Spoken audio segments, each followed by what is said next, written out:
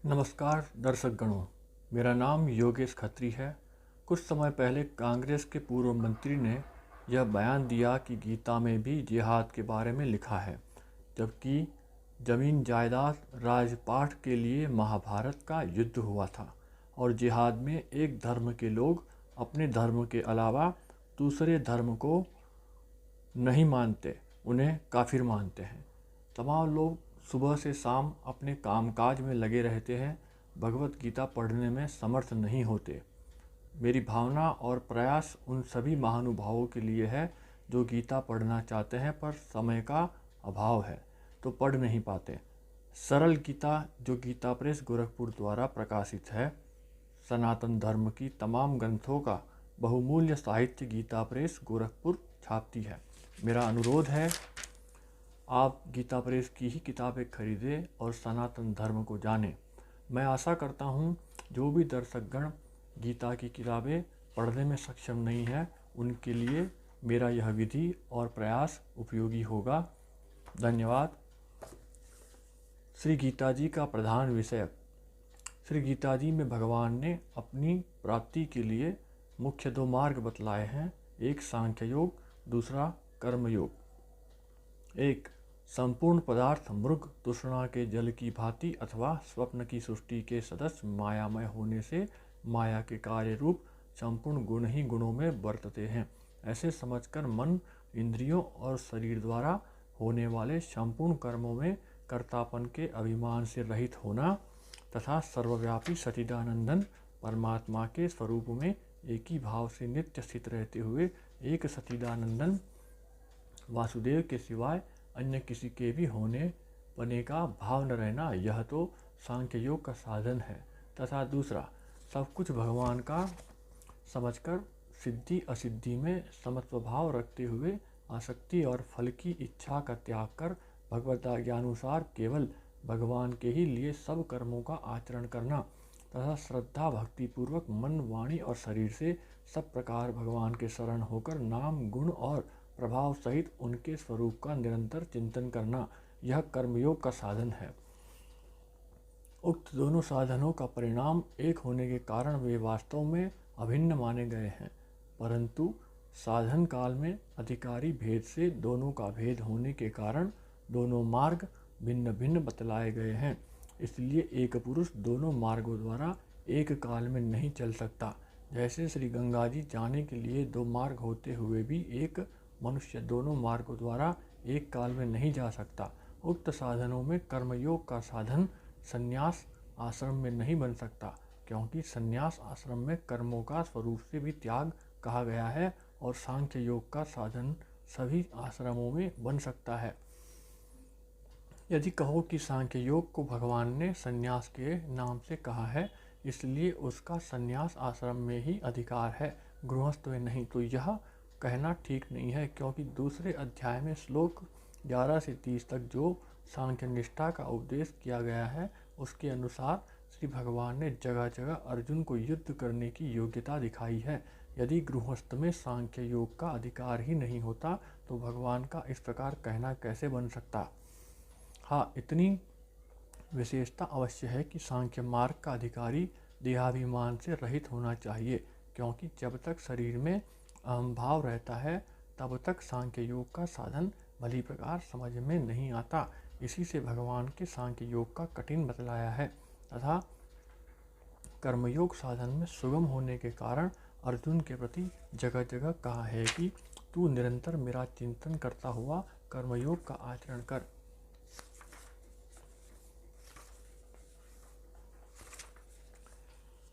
ओम श्री परमात्मने नमः। श्रीमद् भगवद गीता अथ प्रथमोध्याय।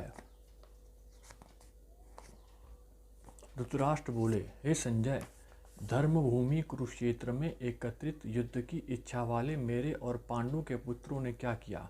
संजय बोले, उस समय राजा दुर्योधन ने व्यूहरचनायुक्त पांडवों की सेना को देखकर और द्रोणाचार्य के पास जाकर यह वचन कहा, हे आचार्य, आपके बुद्धिमान शिष्य द्रुपद पुत्र धृष्टद्युम्न द्वारा व्यूहाकार खंडी की हुई पांडु पुत्रों की इस बड़ी भारी सेना को देखिए।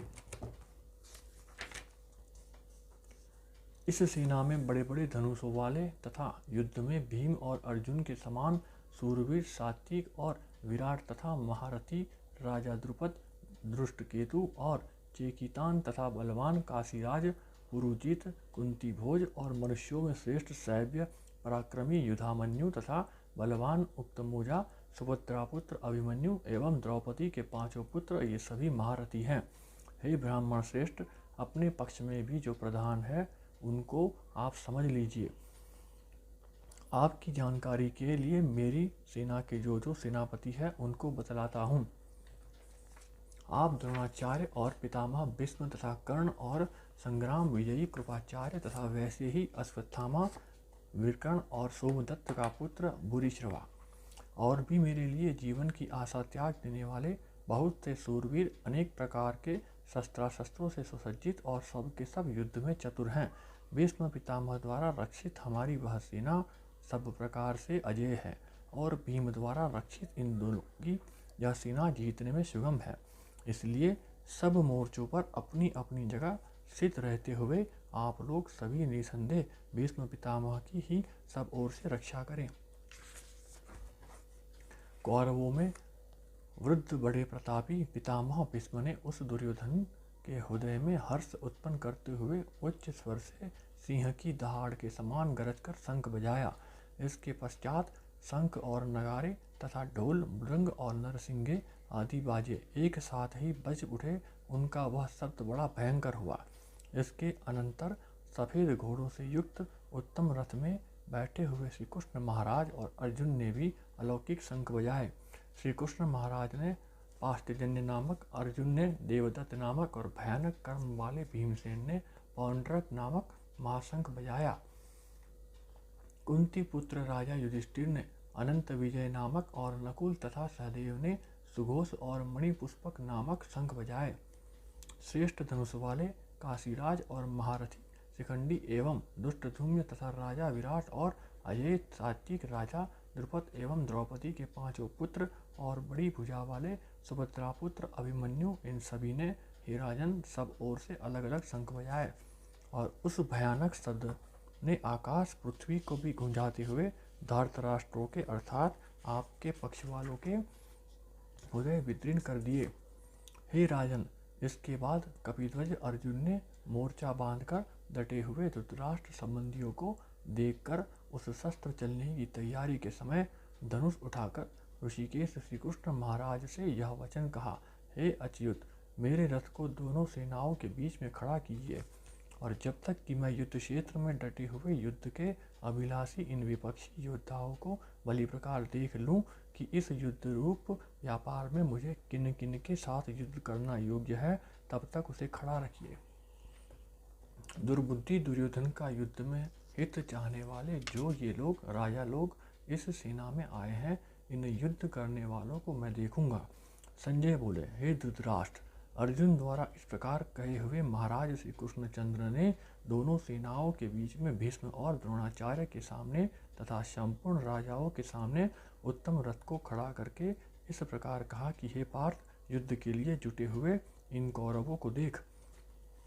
इसके बाद पुरुषापुत्र अर्जुन ने उन दोनों ही सेनाओं में स्थित ताऊ, चाचों को, दादों, परदादों को, गुरुओं को, मामाओं को, भाइयों को, पुत्रों को, पौत्रों को तथा मित्रों को, ससुरों को और सुहृदों को भी देखा और 27 वेदों का पूर्वार्ध उन उपस्थित संपूर्ण बंधुओं को देखकर वे कुंतीपुत्र अर्जुन अत्यंत करुणा से युक्त होकर शोक करते हुए यह वचन बोले,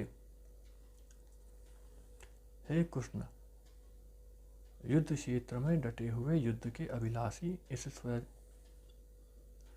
स्वजन समुदाय को देखकर मेरे अंग शिथिल हुए जा रहे हैं और मुख सूखा जा रहा है तथा मेरे शरीर में कंप एवं रोमांच हो रहा है। हाथ से गांडीव धनुष गिर रहा है और त्वचा भी बहुत जल रही है तथा मेरा मन भ्रमित सा हो रहा है, इसलिए मैं खड़ा रहने को भी समर्थ नहीं हूँ। हे केशव, मैं लक्षणों को भी विपरीत ही देख रहा हूँ तथा युद्ध में स्वजन समुदाय को मारकर कल्याण भी नहीं देखता। हे कृष्ण, मैं न तो विजय चाहता हूँ और न राज्य तथा सुखों को ही।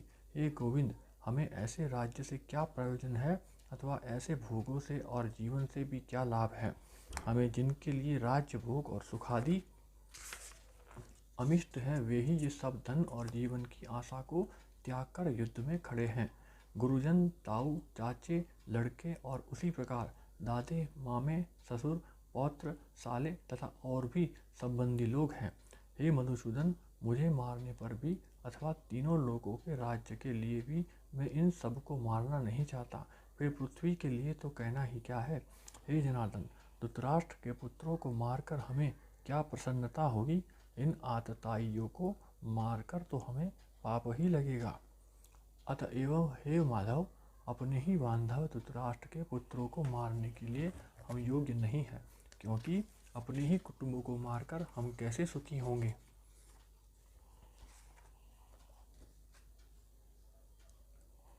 श्लोक 37 तक आज गीता पाठ हो चुका है। आशा करता हूँ आप सभी को ये मेरा छोटा सा प्रयास अच्छा लगेगा, और अगर अच्छा लगे तो अपने मित्रों को, परिवारजनों को ज़रूर शेयर करें। इस चैनल को सब्सक्राइब करें ताकि और से और अधिक लोग जुड़ते जाएं और सब इस गीता के पाठ को सुन सकें। धन्यवाद।